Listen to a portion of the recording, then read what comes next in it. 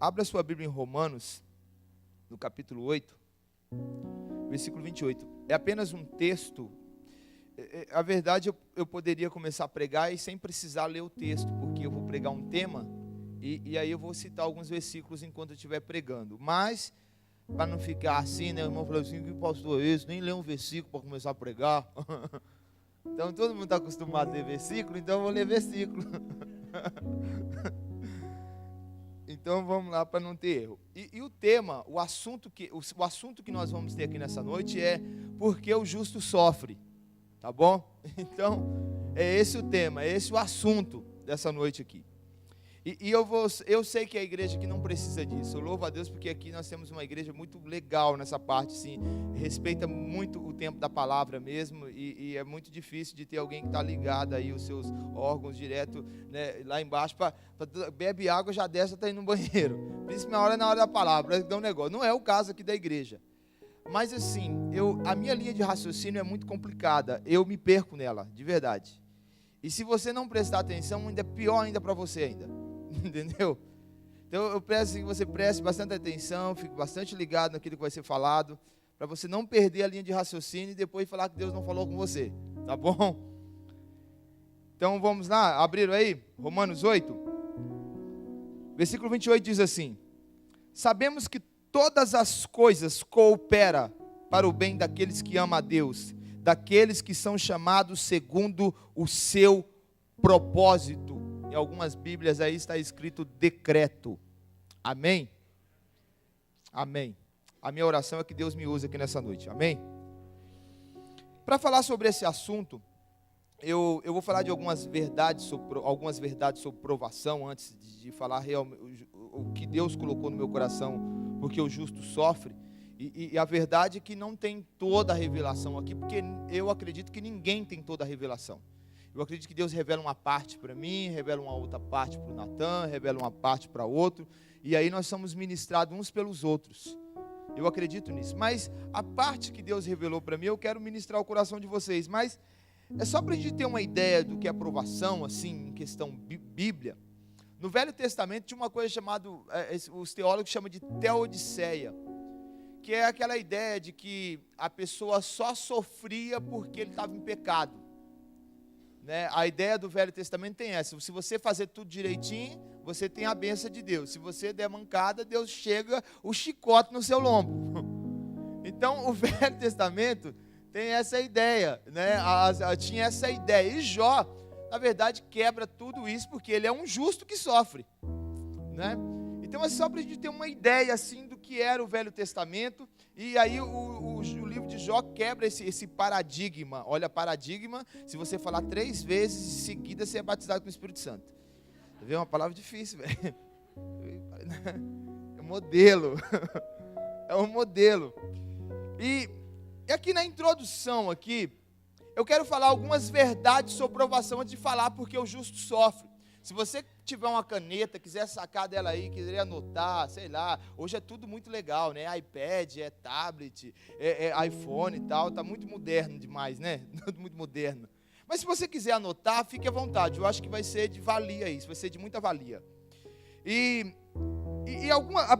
quero falar algumas verdades sobre provação. E a primeira verdade sobre provação, por que nós somos provados, a primeira verdade sobre ela, é que nós somos provados, em primeiro lugar, por causa do pecado de Adão. Então, todos os homens, todos, sem exceção, crente, não crente, filho de Deus, filho do cão, tudo que for, passa por provação por causa do pecado de Adão. Essa é a primeira coisa que você tem que ter ideia na tua cabeça. O livro de Lamentações 3:39, diz assim: do que se queixa o homem? Cada um queixa-se do seu próprio pecado. Então essa é a primeira ideia, né? Por causa do pecado. 2, porque, né, outra verdade sobre provação. Outra verdade sobre provação é que 70% de luta, de problema que a gente tem, foi a gente que deu uma forcinha para o problema. O problema estava vindo e falou assim: você está demorando demais, vem cá que eu vou dar uma forcinha, vem mais rápido.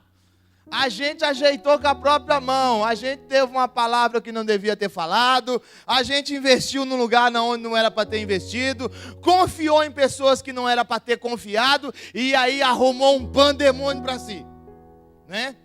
E aí, coitado do diabo, não, que não é coitado não, mas aí tudo é culpa do diabo, aí virou culpa do diabo. Eu falei de manhã que lá no inferno não tem mais cadeira mais, lá o diabo mandou tirar as cadeiras do inferno. É porque é um tal do diabo levanta, irmão, o diabo se levantou. O diabo se levantou. Aí ele fala, tira essas cadeiras daqui, porque todo mundo está falando que eu estou me levantando toda hora, não é culpa minha, coisa nenhuma. Foi ele que falou que não devia ter falado. Tem coisa que o diabo fala, Deus, na boa, não foi eu. Essa não, você sabe que essa não foi eu.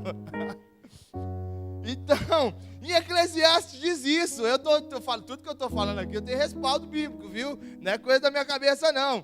A Bíblia diz que Deus fez o homem perfeito, Eclesiastes 7:29. Mas os homens procuraram muitas invenções. Né? Então, uma boa parte do problema da gente foi a gente que arrumou. Mas eu tenho uma boa notícia. Quando eu li isso, eu falei, Jesus. Mas aí Deus me lembrou de um texto de Miqueias 7:8.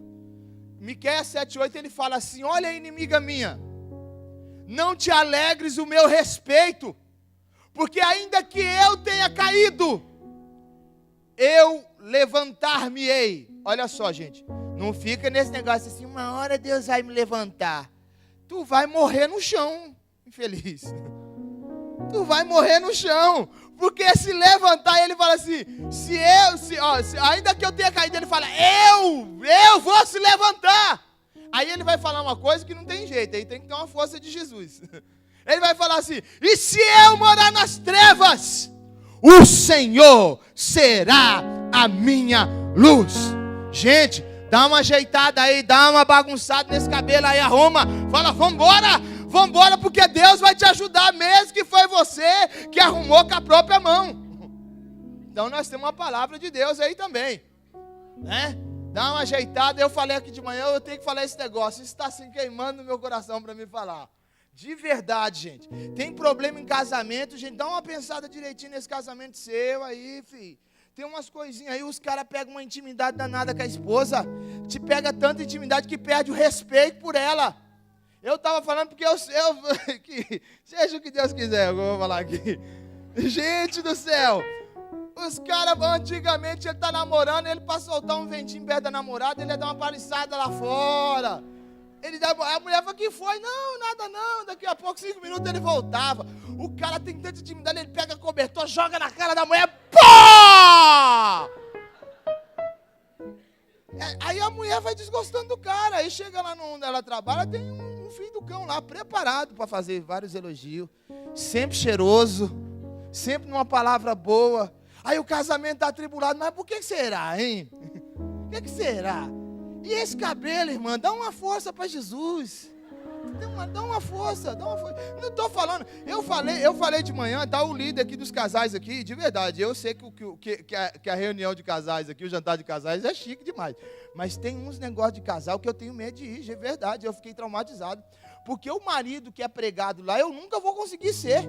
A minha mulher morre do coração, eu não consigo ser aquele marido ali que eles falam pra gente ser, porque o cara é quase um anjo, aquele marido, e nem ela também vai conseguir ser a mulher que eles falam que a gente tem que ser, gente. Eu sei, gente, que não dá, que a vida é corrida. Nem sempre dá para esperar o marido de baby doll. Não dá, a vida é corrida. O cara é de novo, mulher, com essa barriga na pia. É lógico, você acha que se ela não fazer, tu não faz. Mas eu sei que a vida é corrida. Mas de vez em quando dá uma forcinha, dá uma ajuda, velho. Né? Aí, nem tudo pode colocar a culpa em Deus. Né? Então, dá uma pensada aí, dá uma pensada, fala, é verdade, Deus, eu arrumei com a minha própria mão esse negócio, e eu estou precisando de uma ajuda do Senhor agora. Vamos lá. Outra verdade sobre provação. Outra verdade sobre provação é que provação vem sobre todo mundo. Você não é algo único que tem o privilégio, não. Olha só, parece que é só comigo, que só com você, filho. Até o presidente da república tem problema. Ainda ele tem bastante. A presidenta, né? Aí que tem mesmo, ainda principalmente aqui no Brasil. Todo mundo tem problema, filho. Você não é o único que tem o privilégio de ter, não. Está escrito isso na Bíblia. Lá no capítulo 5, versículo 45 de Mateus, diz que o sol e chuva cai sobre os justos e injustos. Está dizendo que tudo acontece para todos. Você não é o único que tem um privilégio. E agora eu quero só deixar uma coisa clara sobre isso aqui, que é o Mateus 7. O Mateus 7, ele fala assim, olha, o homem que ouve as minhas palavras e não as pratica, eu assemelharei o homem imprudente que edificou a sua casa sobre a areia. Caiu a chuva, correu-se os rios, combateram-se os ventos, veio-se os ventos, combateram contra aquela casa, e grande foi a sua ruína. E o homem que ouve as minhas palavras e as pratica, eu a compararei o homem prudente, que edificou a sua casa sobre a rocha. Caiu a chuva, correu-se os rios, sopraram-se os ventos, mas ela permaneceu firme. Qual está a diferença da aprovação? É em quem que ela vem. Aonde é que está edificada a sua casa? Porque vento e chuva vêm sobre os dois, correto? A diferença é onde que a casa está edificada. Um bendito cujo, que eu não sei quem é, foi o Caio. O Caio, acho que, não sei nem se veio de manhã, deve ter vindo de manhã. Veio, Caio, está por aí? Tá não? Tá não? Glória a Deus, Caio. O Caio me falou esse dia que ele encontrou um cabra aqui da igreja, o cara sumiu da igreja, velho, sumiu da igreja. Aí ele chegou pro cara e falou assim, irmão, por que você não está indo mais na igreja? É porque o som daquela igreja é muito alto.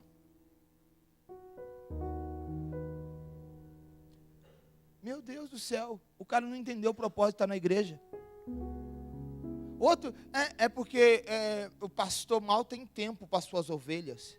Eu só vou fazer uma pergunta assim, né? Se tem alguém que não quer ir mais para a igreja e está me assistindo, né? Tem gente que está assistindo a gente porque não tem como na igreja, outros está sendo um processo de evangelização. Tem outro que está passando lá porque não resolveu mais ir na igreja. Ele tem uma igreja perto da casa dele, ele pode ir. Ele esqueceu que comunhão com o irmão é a coisa mais importante. Tudo isso aqui é muito legal e é muito válido, mas não há nada que se compare a estar aqui, é estar junto na comunhão. Não tem coisa que se compare. Eu vou assistir na internet. É legal, Deus abençoe vocês e sejam sempre bem-vindos, né? Alguém que talvez está longe e tem várias, a Iracema teve uma vez que esteve fora, era um meio de poder estar junto e viver e cultuar, mas gente, nada se compara a esse negócio aqui. Aí pergunta para esses cabras que fala que ninguém visita ele, eu estou aí fora da igreja há 3 meses e ninguém nunca foi na minha casa. Aí pergunta para esse, quantas pessoas ele visitou quando ele estava na igreja? Irmão, quantas pessoas você vê? Eu nunca visitei. E aí tu nunca visitou e depois agora tu quer que todo mundo vai na tua casa visitar você. Tu nunca notou falta de um irmão que estava no seu lado. Aí o cara some da igreja, ele acha que ele tem que ser o umbigo da igreja agora. Não, querido, tu não é o umbigo da igreja. Entendeu? Todos nós, aprende uma coisa aqui, todos nós somos meros coadjuvantes. Deus é o principal ator da história, querido. Nós somos mero coadjuvante. Meros coadjuvantes, o principal é sempre Jesus. Então, aonde é que está a nossa casa? Outra verdade sobre aprovação é que toda aprovação passa pelo controle de Deus. Eu disse aqui, gente, que negócio que tudo é o capeta, que tudo é diabo, que tudo é o lapeta, né? Que capeta não pode, né? Que ser lapeta. O pastor falou esse dia, eu achei legal. Porque ficar capeta toda hora, o que é lapeta, é pra lá, ué. Lapeta. Agora que caiu a ficha do pessoal, velho. Meu Deus do céu, tipo no processo assim. Oh, entendi. O tic-tac tá aí, tá bom. Então tudo é coisa do diabo. Gente, até a nossa aprovação é permissão e foi Deus que mandou, gente. O Oséias 6, o profeta Oséias, ele diz lá no capítulo 6, versículo 1: Vinde e tornemos para o Senhor, porque Ele nos despedaçou, Ele mesmo nos ligará, Ele abriu a ferida, Ele mesmo sarará. O que está dizendo aqui, gente? Que o mesmo Deus que pegou o povo lá do Egito e trouxe eles até diante do Mar Vermelho, é o mesmo Deus que tem poder para abrir o Mar Vermelho e fazer ele passar. O mesmo Deus que permite essa provação na nossa vida, é o mesmo Deus que tem poder para nos dar vitória, porque Ele está no controle de todas as coisas. Que conversa fiada é essa? Gente, lá em Apocalipse capítulo 20, tem uma história muito legal. Está chegando o final dos tempos lá, e Deus falou: eu preciso dar uma coça nesse capeta, velho. Eu preciso dar uma coça aqui. E aí Deus vai levantar do trono. Parece que Deus ganha do diabo aos 45 do segundo tempo, velho, na cabeça de algum. Quase que Deus perdeu a batalha. Nossa, se eu não orasse um pouquinho mais, Deus ia perder a batalha. Parece que Deus está na briga. Que Deus levanta Deus não é levantar do trono dele para brigar com o diabo, gente. Deus vai perder tempo.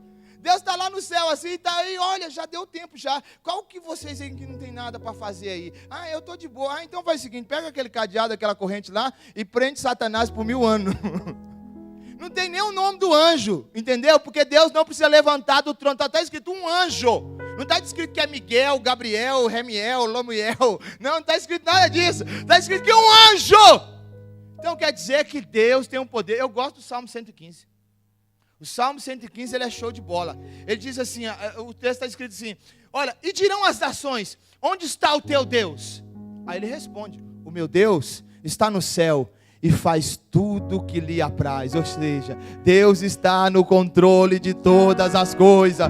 Ele tem o domínio. O diabo, olha, tem um pastor chamado, um teólogo, não sei o que lá, Parque. Não era o Peter Parker do Homem-Aranha, não. É o que lá, Parque lá. Depois eu acho o nome dele direitinho. Sei que o sobrenome do cara era Parque.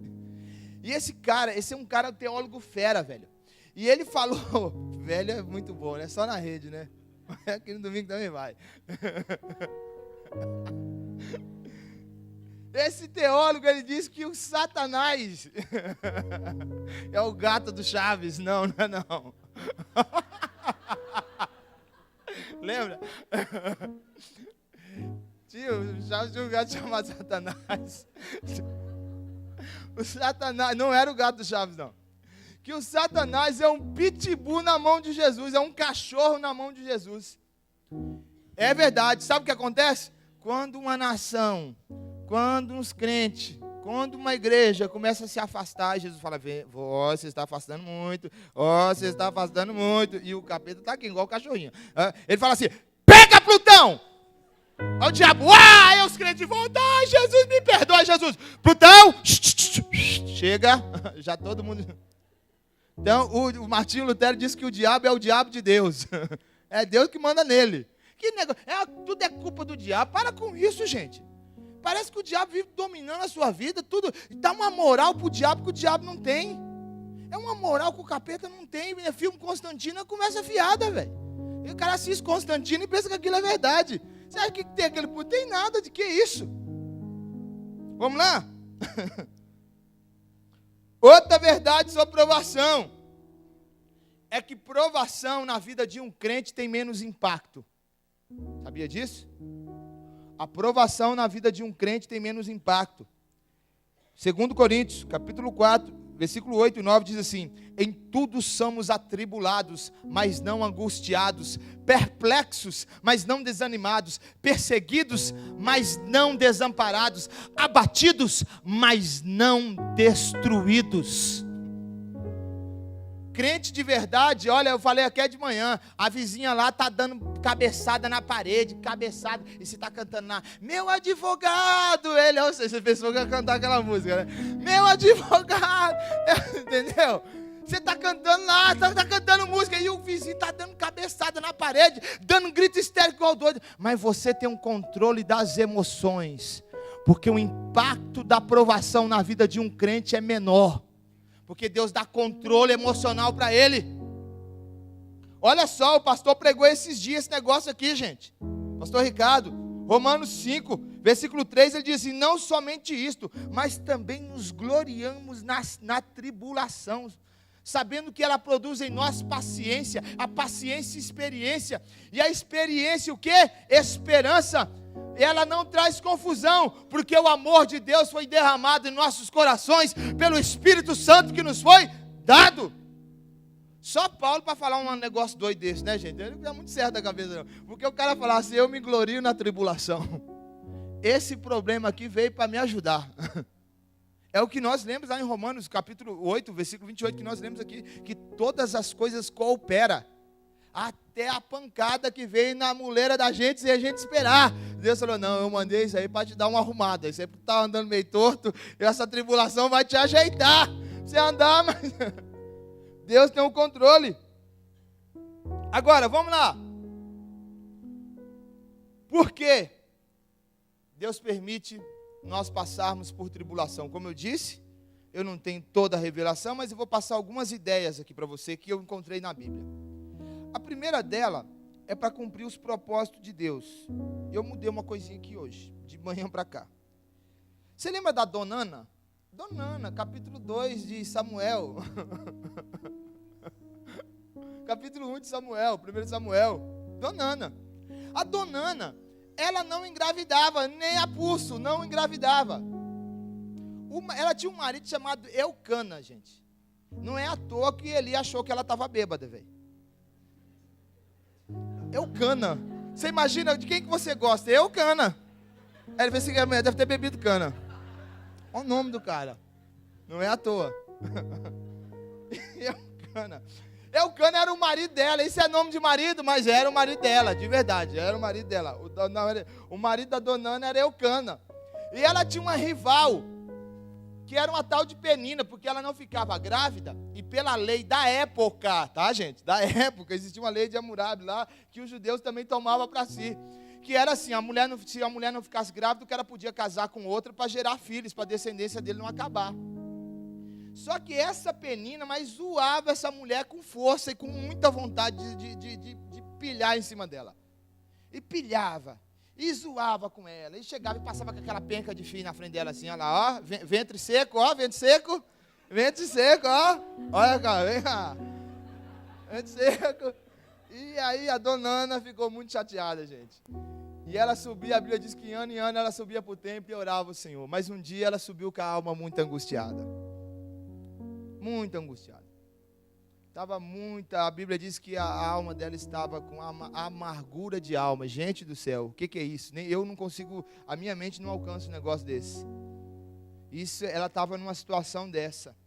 Talvez alguém aqui entenda o que quer dizer isso, amargura de alma. Falava, Jesus do céu, preciso de uma força aí. E aí a Bíblia diz que ela foi para o templo e ali ela clamou ao Senhor. A Bíblia diz que havia tanta, a dor dela era tão grande, que quando ela orava, não saía som da sua boca, os lábios apenas mexiam. Por isso que o Eucana passou e falou assim, essa mulher está bêbada, não é possível. Essa mulher vem beber logo aqui, que você está bebendo cachaça aí? Ela falou, não, Senhor, eu não estou bêbada não. É porque minha alma está amargurada. Aí ela contou a história para o Eucana. E Eucana falou assim seja feito. É engraçado que na mesma história tem uma coisa muito espiritual, e aí daqui a pouco tem sexo no próprio texto. Porque a Bíblia diz que quando chegou lá, o Eucana chegou cansado da viagem, olhou para aquela mulher cheia de penca de filho. Meu Deus do céu, muito filho demais. Aí olhou para a Dona Ana estava conservada, não tinha nenhum filho. Aí Deus deu uma animada no homem. Ele olhou para ela com outros olhos. Aí falou, essa mulher é Dona Ana hoje. E a Bíblia diz que naquela noite ele conheceu a Dona Ana. Ele teve relação sexual com ela, né? Conheceu. Conheceu o que? Apresentou? É que tem umas linguagens na Bíblia, quem tem que... E a Bíblia diz então que o quê? Ela ficou grávida de Samuel. Por que eu falei propósito? Quem era Samuel? Samuel era nada menos do que aquele que Deus levantou. Sabe por quê? A Bíblia diz que nesse tempo a palavra do Senhor era de muita valia, quer dizer coisa cara, coisa rara. Era coisa muito rara, então era caro, era coisa de muito valor, porque os filhos de Eli tinham aprontado, o sacerdócio tinha sido, deturpado, mas aí Deus tinha um propósito a cumprir. Aí Deus falou, peraí, eu tenho que fazer um menino nascer, mas para isso eu vou usar alguém. Aí Deus permitiu que o ventre de Ana ficasse sem gerar filho, e aí ela gerou Samuel aonde? Em oração. Talvez Deus tenha um propósito a cumprir e você não está entendendo. E eu acho que não é legal você murmurar, não. Sabe por quê? Porque Samuel nada se tornou o presidente da nação, porque ele era o cara, o juiz da nação, ele era o presidente, se tornou o pastor da igreja e o sacerdote também. Então, olha só, aí agora, gente, olha só, olha como é que Deus muda a história. Olha como é, eu não gosto da música lá do que vai ver eu no palco, não, mas tem um pouco de sentido aqui, pelo menos nessa parte tem. Porque você imagina, a Penina tinha que vir para o templo, e ela tinha que entrar na fila para receber uma oração de Samuel. Dona Ana sentava onde? Ali, ó. Quem era agora? Tem lugarzinho preparado para Dona Ana aqui, ó. Então Deus tem um lugar de honra para te dar, meu filho. Provação vem para cumprir os propósitos de Deus. Amém? Essa é um dos motivos porque Deus nos prova. Qual o outro motivo que Deus nos prova? Para nos treinar, para nos colocar em um lugar aonde que a nossa capacidade atual não tem condição. Você gravou isso aí? Deus nos prova para nos treinar, para nos colocar em um lugar onde que a nossa capacidade atual não tem condição. Você lembra do Zé do Egito?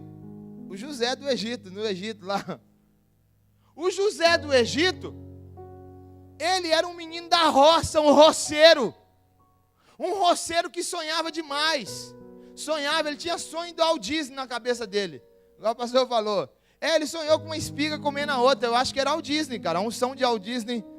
E o cara sonhou vaca magra comendo vaca gorda, né? E isso foi o faraó. Mas ele mesmo viu estrelas que se prostravam diante da outra. Ele teve sonho do Walt Disney também, o José. Ele teve sonho do Walt Disney. Aí, ele contou para os irmãos dele, olha, eu acho que Deus vai me honrar muito. Gente, eu vou falar uma coisa aqui. Eu acredito que nós temos que ter pessoas de confiança, correto? Esse negócio de cara, eu não confio em ninguém. O cara que não confia em ninguém, porque ele mesmo é uma pessoa que você tem que ficar com o pé atrás dele. O cara que fala assim, eu não confio em ninguém. Você é um cara para você não confiar, entendeu? Porque ele é tão malandro que ele acha que todo mundo é malandro igual ele. Você conhece o cara que é tão malandro, que ele mesmo não confia em ninguém? Você já viu esses caras? Que ele é tão malandrão, porque ele acha que todo mundo é igual ele. Mas, eu sei que esse negócio, gente, de confiar em todo mundo é meio problema. Mas a gente tem que confiar em alguém, gente. Mas a confiança exagerada se torna um problema para você. Ele foi contar coisa que não era para contar, na hora não era coisa de Deus e ele. Isso arrumou um problemão para ele. Presta atenção aqui. Os irmãos dele já estavam com uma raiva dele que não era brincadeira, estava querendo pegar ele. Aí o pai dele, num dia de labuta, é dia de trabalho. Ela estava na roça trabalhando, acordou cedo e foi trabalhar. Pegou ele e falou assim, ó, vai levar umas quentinhas lá para o seu irmão, vai levar os marmitex para eles, já deu a hora do rango, vamos lá levar os quentinhas para ele lá na roça lá. E aí o José pega as quentinhas e vai levar para os irmãos. Os irmãos não estavam no lugar onde que era para eles estar. O que dá vontade de fazer num negócio desse? Eu vou caminhar num sole. Eu falei igual meu pai, é sol. Sole. Meu pai fala assim, um sole quente desse, eu não vou andar num sol quente desse, não, meio-dia, não vou mesmo. Eles vão passar fome, porque o meu pai falou para eles apacentar o cuidado dos animais aqui. Quem mandou eles ir? Mas o José era um menino de gente boa. Ele falou, não, peraí, eles devem ter ido para outro lugar. Sei lá o que José pensou na cabeça dele. Foi lá, encontrou um cara, vocês não viram uns caras assim, apacentando uns animais aqui e tal. O cara falou assim, eu vi eles lá para a beira de Dotão, lá longe. Aí vai lá o José, gente. Gente, ele estava indo para o próprio problema dele. Mais um propósito de Deus. Aí os irmãos falaram, vamos matar, e vamos pegar. E pegaram, não mata não, joga dentro do poço. Jogou dentro do poço e deixou lá. Mas aí, alguns ali tentaram ali, falaram, vamos matar esse menino. Aí um dos irmãos falou, não. Aí veio, sabe quem? A caravana de Deus, os medianitas. Foi Deus quem enviou aqueles homens. Eles estavam indo para o Egito. Aí um pensou, falou, não vamos matar não. Vamos pegar aí alguma coisa, aí uma ovelha dessa, a gente mata, embanha no sangue a roupa dele e vamos vender ele. Vendeu ele para onde? Para o Egito, a caravana levou.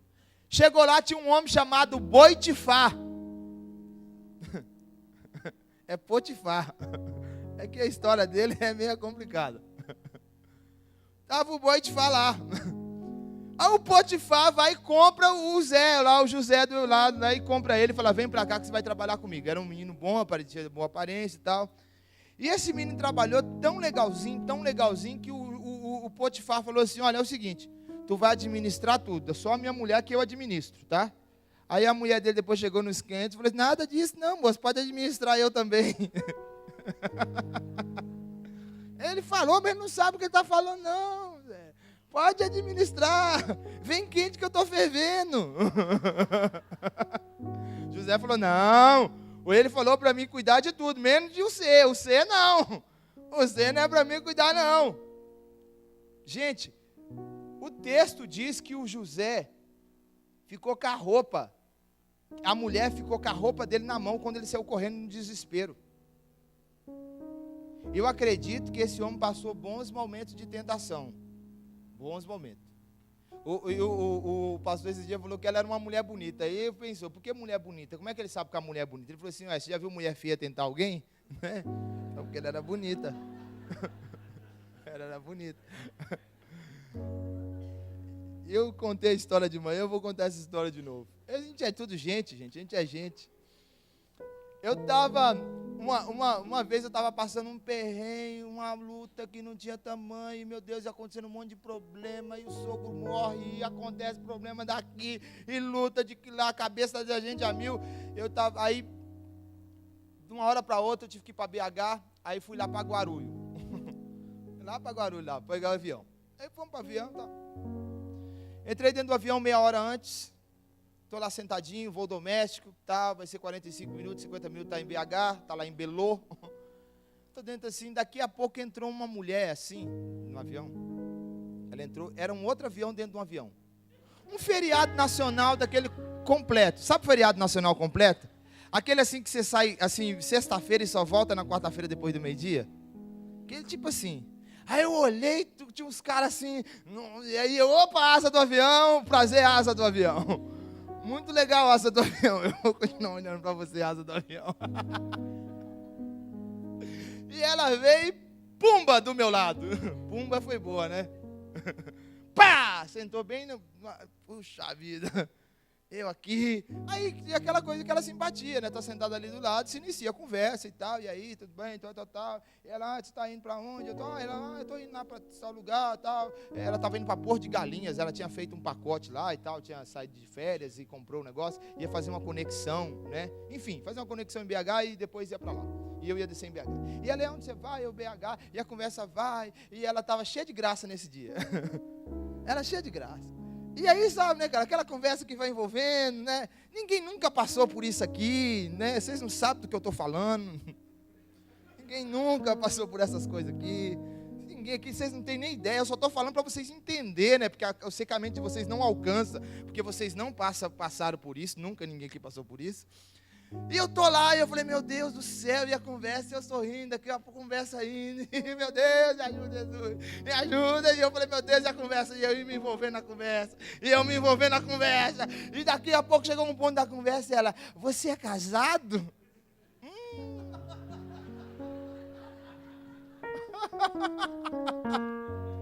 Gente do céu!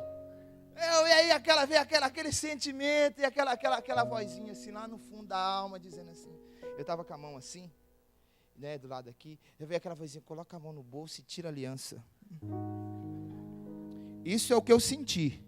Agora eu vou falar decisão, porque não pecar não é sentir, não pecar é decisão. Ninguém acorda. Hoje eu acordei de manhã hoje com a vontade de cantar uns louvores. Eu acordei de manhã assim com sentimento. Olha, gente, a gente tem que acordar assim. Eu estou decidido hoje viver a vida de Deus. Pode vir o capeta que for, meus hormônios podem estar pulando pelos poros, pode o capeta endoidar minha mente, mas eu estou decidido hoje viver para Jesus. É assim que a gente tem que acordar, sabia? Sabia que a gente tem que acordar assim? Não é que sentir, se a gente for sentir, meu filho. Vou fazer por sentir. E aí, era o que eu senti na hora, de verdade. Assim, coloca essa aliança aí, não dá para fazer nada, pega o telefone dela, beija ela daqui em BH, e ninguém vai ficar sabendo. E eu, vai, meu Deus. E eu, agora a decisão. Ela, você é casado? Eu sou sim. Eu sou casado, eu tenho uma filha de 7 anos, eu sou pastor e vou pregar daqui a pouco. Jesus, livrei. Oh, meu Deus. Entendeu? É decidir. Entendeu? Agora não tem como o cabelo me pegar mais. Porque não pegar assim, velho. Você tem que fazer igual o José. Tem hora que você tem que, dar no pé, velho. Dá no pé. Tem coisa que não está te ajudando. A tua mulher colocou aquele computador lá naquele corredor lá que ninguém vê quando passa. E estar sozinho dá senso de impunidade quando a gente está sozinho. Pega assim e fala assim, mulher, vamos, ajuda a gente aqui. Coloca esse computador onde todo mundo vê. Senão eu vou começar a ver coisa aqui que não presta. Dá uma força para mim, eu não tenho condição. Eu falo de mim aqui, eu estou falando verdade aqui. Eu, quando eu vou pregar por aí, Natan, isso aqui é verdade. Vem até os controles da televisão. Eu falo, fica com esse controle aí que eu não vou assistir televisão, não. Você está sozinho, velho. Fica 3 dias longe da mulher. Eu vou vacilar com o diabo? Eu não sou idiota. Gente, eu sou gente. E todo mundo aqui é. Ou tem algum anjo aqui?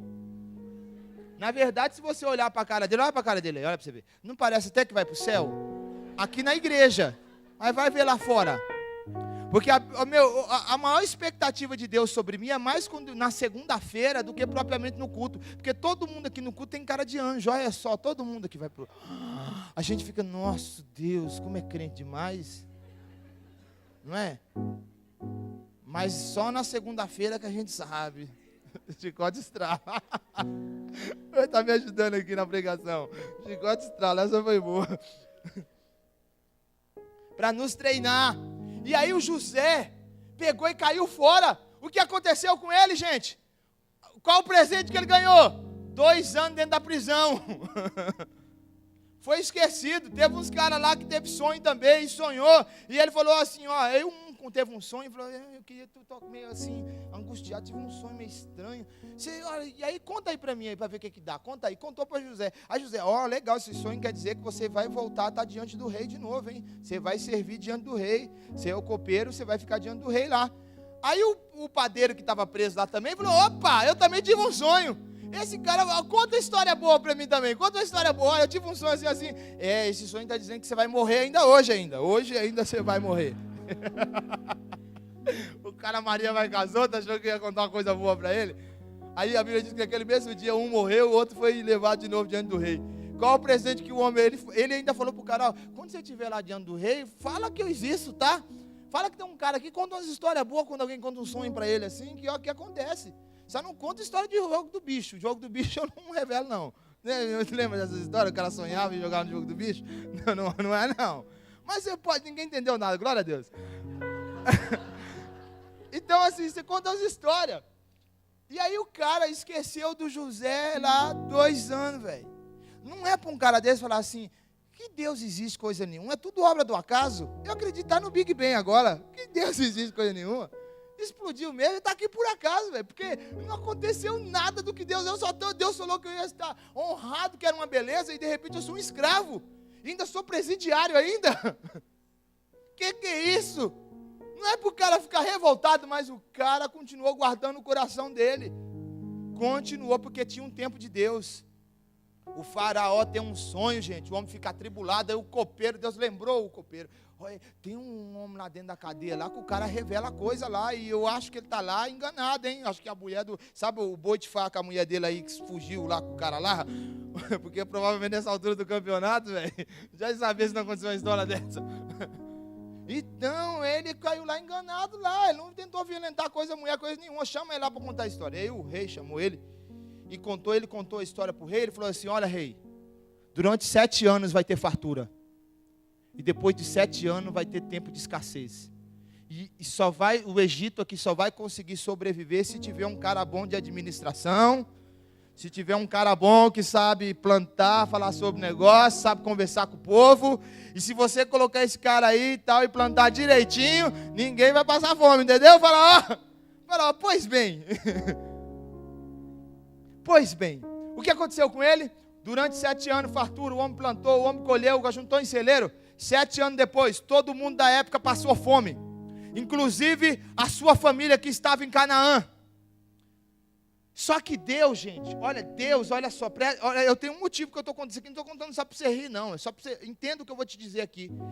Você está vendo aqui, ó, na ponta do seu nariz, é o máximo que você consegue enxergar aqui, ó. Mas Deus está vendo além das montanhas. A gente está vendo aqui e agora, mas Deus está vendo lá na frente. Deus estava enxergando, olha, daqui a alguns anos o mundo inteiro vai ter fome. O efeito El Ninho está vindo sobre a terra. Ninguém entendeu também. Está difícil hoje, mas beleza. O efeito El Ninho está vindo sobre a terra e eu estou vendo que vai ter um tempo de escassez. E se eu não sacar o meu filho e treinar ele agora, vai todo mundo morrer de fome. E Deus estava vendo. E que o único lugar que ia ter condição de salvar a família bendita de Abraão, Abraão tinha recebido uma promessa, que era uma profecia dada ao seu avô pelo próprio Deus, dizendo que da nação, da família dele, da nação dele, da família dele ia ser levantada uma grande nação. Ele pensou, não vai cumprir o negócio. Aí Deus falou, não, peraí, vamos conservar eles. Mandou José para ser treinado no Egito, em momentos de escassez, para pôr em lugar onde que ele não tinha. Você acha que um roceiro ia ter condição de administrar aquilo? Aí Deus falou, não, vamos treinar ele na casa de Potifar, vamos treinar ele na cadeia, aí depois que nós treinar ele bonitinho, a hora que ele estiver treinado, eu coloco ele no lugar. Então, provação vem para nos treinar, para colocar a gente em lugar onde que atualmente nós não temos capacidade de estar. Porque aquele problema fez José ter capacidade de administrar bênção, caos e bênção. Aí depois chegou os seus irmãos para comer, para comprar comida. Está lá no capítulo 50 de Gênesis. Chegou lá todo mundo lá, chegou lá e tal, e ele pegou e os irmãos dele, José, perdoa a gente, ele está aqui. E foi culpa da gente matou. Ele falou, para com isso, para de ser bobo. Foi Deus, capítulo 50, versículo 20. Ele responde para os seus irmãos assim, quando estava diante dele. Foi Deus quem me enviou diante de vocês para conservar um grande povo em vida. Por isso que eu vou cantar agora a música. Eu não tenho tempo a perder com ressentimento quando eu entendo que Ele me ama. Essa música é uma verdade, gente. A gente fica perdendo tempo com ressentimento. Porque é culpa de vocês o que eu passei. Todo esse problema. Para com isso, gente. Tudo é o cara que eu já vocês e o diabo usou vocês. Que para com isso. Até olha, o diabo está sendo um instrumento de Deus para me colocar no lugar. Essa pessoa está sendo um instrumento de Deus para me aperfeiçoar. Essa pessoa, gente, provação vem para isso. Caso clássico disso é o próprio Jó. O Jó, ele tinha 7.000 camelos, correto? A empresa de transporte público da época era de Jó, correto? Camelo as pessoas andavam em cima, entendeu? Então, 7.000 camelos, transporte público da época era do Jó. Ele tinha 3.000 ovelhas, a empresa têxtil da época, que fazia pano para o povo fazer roupa, era de Jó também. Ele tinha 500 juntas de jumentas, a empresa de transporte de carga era de Jó também, entendeu? A Gol, a Itapemirim, toda essa empresa era tudo de Jó. Aí agora, depois que ele morreu, ele foi passando de geração em geração, tem os donos atual hoje. Mas na época era Jó que era o dono da Cometa, era dono de todos esses transportes aí. O frigorífico da época lá, o Caio, você pensa que o pai do Caio pegou de herança, era de Jó também, 500 juntas de boi. Entendeu? O frigorífico era de Jó. E a Bíblia diz que ele tinha muita gente ao seu serviço. E aí a Bíblia diz que, olha que legal, o cara além de ser um cara bonado na grana, era um cara que tinha uma família show de bola, velho. Aí você fala, mas como é que você sabe que a família dele é simples? A família dele fazia festa de tempo em tempo na casa de um irmão, ia revezando. Certo? Uma semana na casa de um. E a Bíblia diz que todas as noras e os filhos, todos iam para a festa. Gente, para fazer as cunhadas juntar, é só Jesus mesmo, só se a família for benção, né? Eu não sei, talvez sua família não é assim, talvez só a minha família. Sua cunhada vai estar lá. Só sabe olhar a gente de ponta de olho. Já vi minha cunhada falar isso já, cara. Falar pro meu irmão, tá assim, vamos lá e tal. Final de ano assim é só o milagre do Senhor. Tem que preparar o coração o ano inteiro que a gente vai estar junto. Mas a Bíblia diz que eles iam na festa, velho. Todo mundo, as cunhadas, todo mundo ia para o banquete. E um dia em especial estava acontecendo na casa do irmão mais velho, do filho mais velho, o primogênito de Jó. Aí aqui, gente, você sabe que problema, às vezes problema, ele não vem sozinho, né? Ele ajunta uma turminha e vem junto. Você já viu já? Já passou por problema assim? Vem um problema, daqui a pouco outro problema, daqui a pouco, meu Deus do céu, ele veio, juntou uma turma e veio junto. O problema falou assim, eu não vou sozinho não, eu vou juntar uma turma e vou levar junto. E aí vem um e dá uma má notícia, ó, Jó, deu um raio lá, pegou fogo, matou as ovelhas tudinho. E não tinha na época, não tinha seguro. A Porto Seguro não existia na época. Para colocar, tá bom, tá no seguro, eu pego o dinheiro. Não tinha seguro na época. Aí o cara foi perdendo, desespero. O dinheiro da época era dessas coisas, era celeiro, era ovelha, não tinha dinheiro, não tinha grana assim. E o cara vai perdendo e por fim, gente, eu acho que a coisa pior que aconteceu. Veio um cara e falou assim, Jó, estavam todos os seus filhos numa festa aí. Sabe aquela festa que eles fazem? Tá jogando PlayStation na piscina. Estava todo mundo lá tomando, lá fazendo churrasco, estava uma beleza, de repente veio um vento, todo mundo correu para dentro da casa, e aí caiu tudo sobre eles, os escombros, matou todo mundo. Você imaginar um pai fazer um cortejo fúnebre de 10 filhos no mesmo dia, enterrar 10 filhos no mesmo dia, e caixão lacrado, porque você já viu pessoas tiradas de escombro, como é que ela fica? Dá para enterrar com o caixão aberto? Né, com cara estourado, olho furado, não dá, tem que ser caixão lacrado. Enterrar 10 filhos de caixão lacrado, gente, não é para ficar revoltado. Mas olha, gente, o Jó, ele é um cara que lição. Foi um tapa na cara do diabo que não teve tamanho. Porque o diabo ficou esperando ali. E aí, como eu falei aqui, eu não vou bater mais na mulher de Jó não, porque a mulher de Jó apanha demais nas pregações, gente. É uma mulher que apanha, gente. Além dela sobreviver depois de um tumulto desse, só fala mal dessa mulher. Oh, a mulher de Jó não teve fé, essa mulher de Jó era endemoniada. E eu falei, meu Deus do céu, essa mulher, coitada, sofre muito demais, eu não vou bater nela não. Até eu falo assim, as mulheres, às vezes elas têm um pouco de atitude meio diferente do homem, é porque é a mulher que vê o leite faltar, entendeu? Lá no armário, é a mulher que vê, e aí o cara, essa mulher está com falta de fé, filho, mas é ela que está vendo as coisas faltar dentro de casa. O homem sai para a correria, depois volta, mas é a mulher que está lá, né? Tem que analisar um pouco isso. Mas enfim, o Jó, ele fala uma coisa muito legal. Ele diz assim para ela, olha, Deus deu, Deus tomou, louvado seja o Senhor. Eu quero pular lá para o capítulo 42, versículo 2 de Jó. Ele faz a declaração crucial. Quando Deus veio e ministrou o coração dele, porque ele se achou muito bom demais, se achou muito gostosão e muito inteligente, de dizer para Deus, Deus, se o Senhor fizer assim, porque tem gente que fala que Jó não pecou, Jó não blasfemou, é diferente. Mas Jó, se você vai ler depois, você vai ver que Jó começa a querer dar alguns conselhos para Deus. Chega no capítulo 38, Deus fala assim, Jó, tu é mais inteligente do que eu mesmo? Tu é muito bom? Então segura essa aqui, me responde essas perguntinhas. Onde tu estava quando eu apliquei os fundamentos da terra? Onde tu estava quando eu dei o nome às estrelas? Tu é mais sábio mesmo, mais inteligente? Tu nasceu primeiro do que eu na eternidade? Então conta aí para mim. Aí chega no versículo 2 do capítulo 42, ele fala assim, Senhor, eu bem sei que tudo podes, e nenhum dos teus pensamentos jamais pode ser frustrados. Versículo 10, aqui está a grande resposta.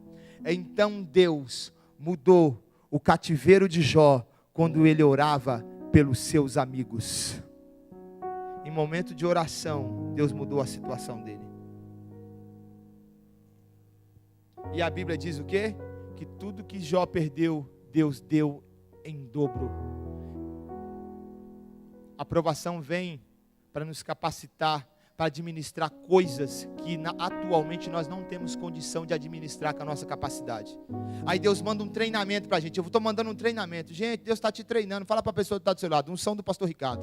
Olha para a pessoa que está do seu lado. Irmão, Deus está te treinando, queridão. Deus está te treinando. Faz igual aquelas profetas de coque, assim, aquelas irmãs de saia, assim, aquelas igual profeta, aponta o dedo assim, ó. Deus está te treinando. Não, está te treinando. Eu vou terminar aqui, gente, porque a hora minha já deu. Só que vocês seguram aí só um pouquinho. Rapidinho, gente. Eu tenho que falar isso aqui. Eu vou falar só de Josafá e acabou. Pode chegar. Pode chegar. porque somos provados. Eu tinha tanta coisa para falar, mas não vai dar tempo não. Depois, se alguém quiser passar e-mail para mim, eu mando aí a mensagem aí. Tá bom? Por que passamos por provação? Porque de vez em quando a gente precisa pôr o joelhinho no chão, sabia? Essa saia está muito curta demais, joelho muito bonito demais, mostrando muito. Eu falei, preciso zoar esse joelho um pouco dela. Precisa pôr um pouco esse joelho no chão, vamos mandar uma provinha. Pera aí. Precisa dar uma orada, velho. Precisa orar um pouquinho aí. Entendeu? Está muito tranquilo demais, muita bonança demais, está tudo muito certinho. O capítulo 20 do capítulo 20 de 2 Crônicas diz que um cara veio, o rei Josafá estava todo bonitão, gostosão.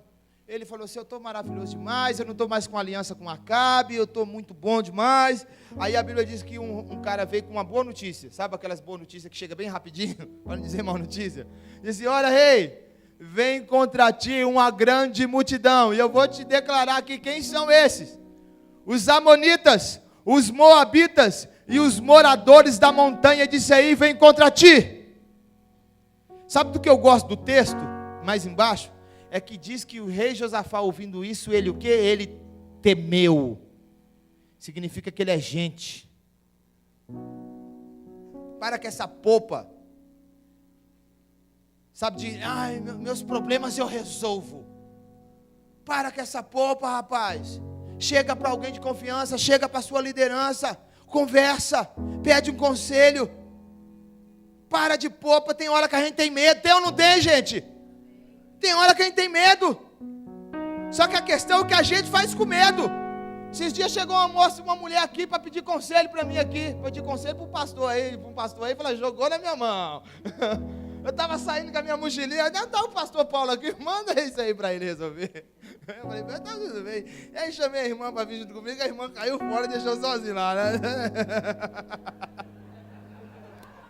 Eu falei, pô, conta boa história, querida, conta boa história para o meu filho. E ela começou a contar a história. Gente do céu, o problema da mulher era complicado.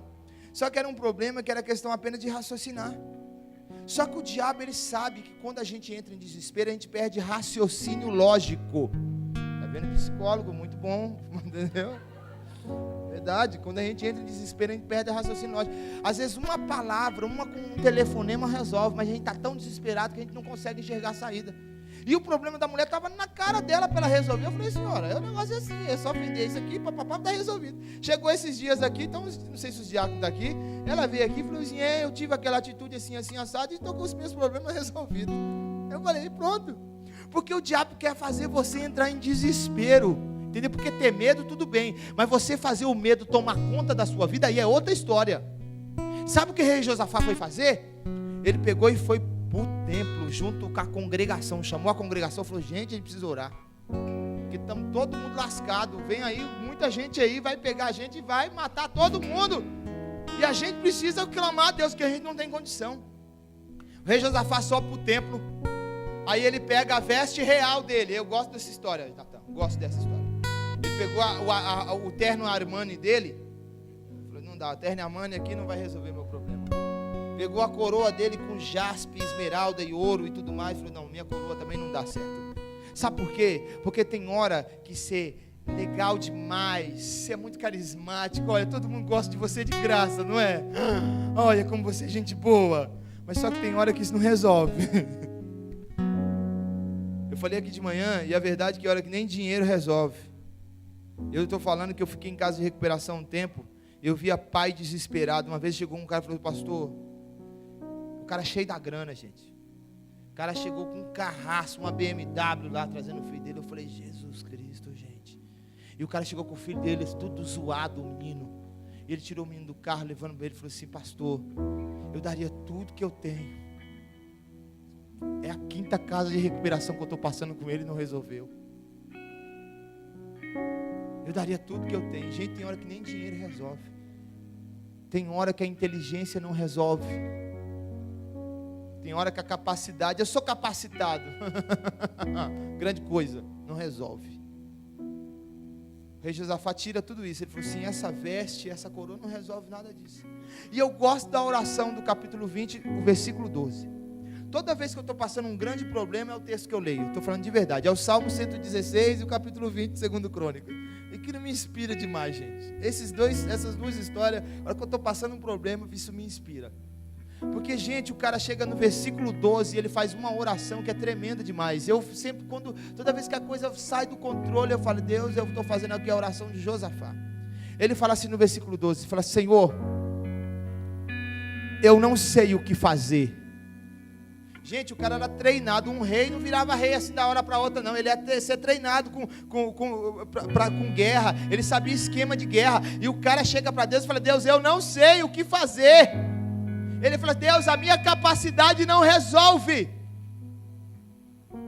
eu não sei o que fazer. Aí ele continua dizendo na oração, e não há força em mim. Pensa que a oração acaba aí? Acaba nada. Ele diz uma coisa que é crucial para Deus, fala assim, ô meu filho, agora tu tocou no meu coração, agora eu vou ter que te ajudar. Ele fala, Senhor, mas porém, os meus olhos estão postos em Ti. Gente, talvez você está cheio de problemas, mas os teus olhos estão postos em quem? Eleva os meus olhos para os montes, de onde virá o meu socorro? Não é dos montes não, é do Senhor dos exércitos que fez os céus e a terra. Não é dos montes não, é do Senhor dos exércitos. Gente do céu, aonde que nossos olhos estão postos? Deus está fazendo coisa para a gente, vamos clamar, gente. Talvez você está aqui hoje, você está falando assim, mas está tudo legal, eu não estou passando provação, essa palavra não é para mim. Quem sabe Deus está dizendo assim, filho, está na hora de você se precaver, está na hora de você se guardar em oração, está muito tranquilo, você está muito sossegado. Sabe qual é o grande problema? Eu já aconselhei, eu fiquei uma época, acho que uns 2 anos dando aconselhamento direto. E sabe qual era as historinhas que eu mais ouvi? Era assim, pastor, eu fiz isso e eu fiz isso. E agora o que resta é só orar. Entendeu por que o pau está comendo no teu lombo? Porque o que resta é só orar. Era a primeira coisa que tinha que ter feito, era orar, entendeu? Foi tomar, eu vou resolver. Ih, deu tudo errado. Agora eu vou orar. Não era para ter orado primeiro, entendeu? Eu sempre ouvi, a maioria das vezes era essa história. A primeira coisa que tinha feito era orar. Deus tem um cuidado por você. 1 Coríntios capítulo 2, versículo 9 diz assim, aquilo que o olho não viu, aquilo que o ouvido não ouviu, aquilo que não desceu ao coração do homem, são as coisas que Deus tem preparado para os seus escolhidos. 1 Pedro capítulo 4, versículo 12 diz, amados, não estranhei a ardente prova que vem sobre vós para vos tentar, mas alegrai-vos do fato de seres participantes das aflições de Cristo, porque na manifestação da sua glória, vós regozijeis e alegreis. 2 Coríntios capítulo 4, versículo 16 ao 18 diz, por isso não desfalecemos, ainda que o nosso homem exterior se corrompa, contudo o nosso homem exterior se renova de dia em dia com uma glória muito excelente, não atentando para as coisas que se vê, a tribulação, o problema, a dificuldade, não atentando para as coisas que se vê, mas para as coisas que não se vê, porque as coisas que se vê são temporais, mas as coisas que não se vê são eternas. Vamos ficar de pé?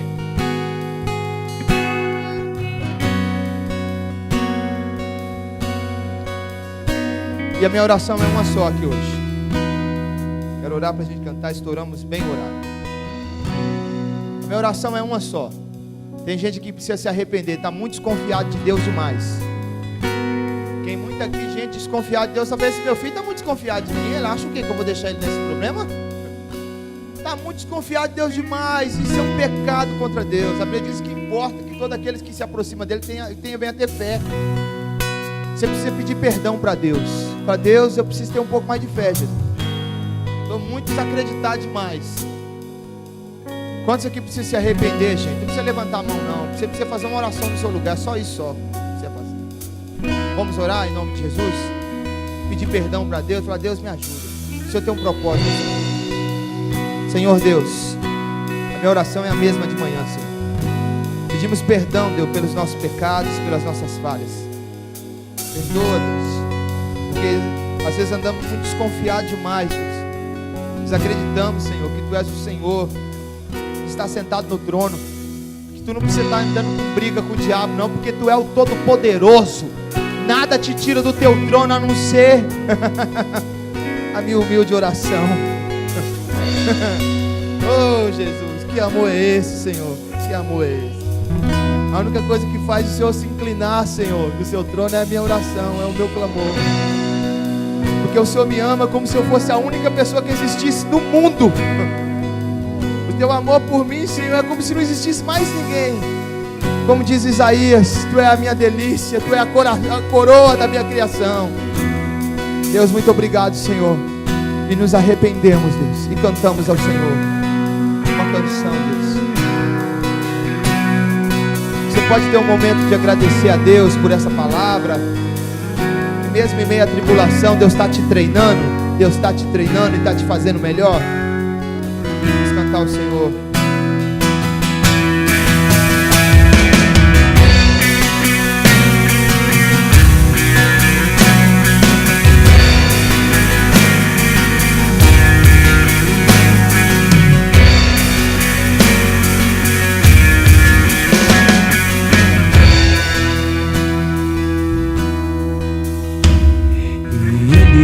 Ciúmes por mim, me ama como um furacão. Sou uma árvore dobrando-se sob o peso de seu vento de misericórdia.